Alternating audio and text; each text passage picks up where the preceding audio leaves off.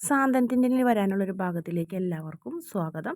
അങ്ങനെ ആര്യൻ ഇങ്ങനെ ആകെ ടെൻഷൻ അടിച്ച് നിൽക്കുന്നു. കാരണം ആര്യൻ വ്യക്തമായി കേട്ടതിന് അയ്യോ നമ്മുടെ ഈ പ്രാരാബ്ദവും ബുദ്ധിമുട്ടും കഷ്ടപ്പാടും പറ്റിക്കൽസൊക്കെ അറിഞ്ഞിട്ടുണ്ടെങ്കിൽ ആ ദേവമംഗലത്താർ അറിഞ്ഞിട്ടുണ്ടെങ്കിൽ എന്തായിരിക്കും അവസ്ഥ, അവർ വേണ്ടാന്ന് പറഞ്ഞിട്ടിട്ട് ഓടും എന്നൊക്കെ പറയുന്നത് വ്യക്തമായിട്ട് കേട്ടു. അതുപോലെ തന്നെ അനിയത്തിനെ അമ്പലത്തിൽ വെച്ച് കണ്ടതുകൊണ്ട് തന്നെ ആര്യന് കറക്റ്റായിട്ട് കാര്യങ്ങളൊക്കെ മനസ്സിലാവുന്നുണ്ട്.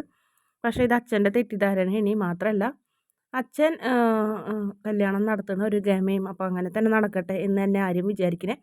കല്യാണം മുടക്കാതെ നിന്നാൽ ആര്യന് തന്നെയാവും കുറ്റം എന്നും പറഞ്ഞ് എന്തായാലും പെൺകുട്ടി നല്ല പെൺകുട്ടിയാണല്ലോ, അതിൻ്റെ സംസാരത്തിൽ തന്നെ അതിൽ നിരപരാധി എന്നുള്ള കാര്യം മനസ്സിലായി. അച്ഛനും അമ്മയൊക്കെ ഇനി അതിനിങ്ങനെ ചെയ്യിക്കണേന്ന് നമ്മുടെ ആര്യന് മനസ്സിലാവുന്നുണ്ട്. എന്തായാലും ആര്യൻ ആ കാര്യം മിത്രയോടോ അതുപോലെ തന്നെ വേറെ ആരോടും ഇനി സംസാരിക്കില്ല. പിന്നീട് മിഥുനും മിഥുൻ്റെ കൂട്ടുകാരും കൂടെ സംസാരിച്ചുകൊണ്ടിരിക്കുന്ന സമയത്ത് ഇത്തിരി മദ്യപിച്ചിട്ടൊക്കെ ഉണ്ടാവും. ആ സമയത്ത് ആര്യൻ ആ വഴിക്ക് വരുമ്പോൾ ആര്യനായിട്ട് കൊമ്പ് കോർക്കുന്നുണ്ട്. അങ്ങോട്ടും ഇങ്ങോട്ടും പരസ്പരം ഇടിയും കുത്തൊക്കെ കിട്ടുന്നുണ്ട്, നല്ല അടിയൊക്കെ കിട്ടുന്നുണ്ട്. ആര്യന് നമ്മുടെ മിത്ര ചൂട് പിടിച്ചു കൊടുക്കണം, അതുപോലെ തന്നെ മരുന്നൊക്കെ തേച്ച് കൊടുക്കുന്ന ഒരു ഭാഗമൊക്കെ കാണിക്കുന്നുണ്ട്. എന്തായാലും അതിന് ശേഷം നമ്മുടെ ഉദയഭാനുവിൻ്റെ വീട്ടിൽ പോയിട്ട് അപ്പുറത്ത് അടുത്ത കടക്കാരൊക്കെ പറഞ്ഞ കാര്യങ്ങളൊക്കെ ആകാശും ധർമ്മനും വന്നു കഴിഞ്ഞിട്ട് അച്ഛനോട് പറയുന്നുണ്ട്.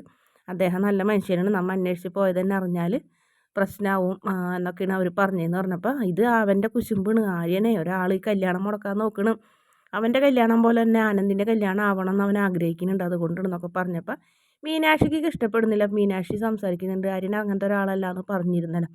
അപ്പോൾ ആ ദേഷ്യം മീനാക്ഷിയോട് നിൽക്കുന്നുണ്ടായിരുന്നു. അപ്പോൾ അതുകൊണ്ട് തന്നെ അതോടുകൂടി തന്നെ ആര്യനെയും മീനാക്ഷിനെയും ശരിക്കും ബാലൻ ഒരുപോലെ വെറുക്കണ്. കല്യാണം മീനാക്ഷിക്കും ശ്രീദേവിയുടെ കൊണ്ട് ഇത്തിരി കുശുമ്പൊക്കെ ഉണ്ടെന്നൊരു തോന്നലാണ് നമ്മുടെ ബാലന് വന്നത്. അതുകൊണ്ട് തന്നെ ഗോമതിയോടും അതുപോലെ തന്നെ ആനന്ദിനോടും പറയുന്നു ബാലൻ, ഈ നമ്മുടെ ശ്രീദേവി മുറപ്രകാരം ഈ വീട്ടിൽ വന്ന് കയറുമ്പോൾ മീനാക്ഷിക്കും തോന്നും ഇതിനേക്കാൾ നല്ലത് ശരിക്കുള്ള ആലോചിച്ചിട്ടുള്ള കല്യാണം ഒളിച്ചോട്ടല്ല എന്നൊക്കെ പറഞ്ഞിട്ട് അങ്ങനെ നമ്മുടെ ബാലൻ മീനാക്ഷിനെ ഒരുപാട് ഇങ്ങനെ പരിഹസിക്കുന്നു. ഗോമതിക്കും അതുപോലെ തന്നെ ആനന്ദിനും അത് ഇഷ്ടപ്പെടില്ല. പക്ഷേ അവർക്കൊന്നും പറയാൻ പറ്റില്ല, ബാലൻ്റെ വാക്കല്ലേ അവിടുത്തെ അവസാന വാക്ക്. അതുകൊണ്ട് തന്നെ നമ്മുടെ ആകാശവും മീനാക്ഷിയും തമ്മിൽ തെറ്റാണ്. നിങ്ങളുടെ അച്ഛൻ എന്ന് തന്നെ നിങ്ങളുടെ ഭാര്യയായിട്ട് അംഗീകരിക്കണം, അന്ന് മതിഞ്ഞ് നമ്മൾ തമ്മിൽ ബന്ധം എന്നൊക്കെ പറഞ്ഞിട്ടാണ് ഭാര്യയും ഭർത്താവുമായിട്ടുള്ള ബന്ധം എന്നൊക്കെ പറഞ്ഞ് മീനാക്ഷി എതിർക്കാണ്. അതുകൊണ്ട് ആകാശം അല്ലാത്ത വീട്ടിലാവുന്നുണ്ട്.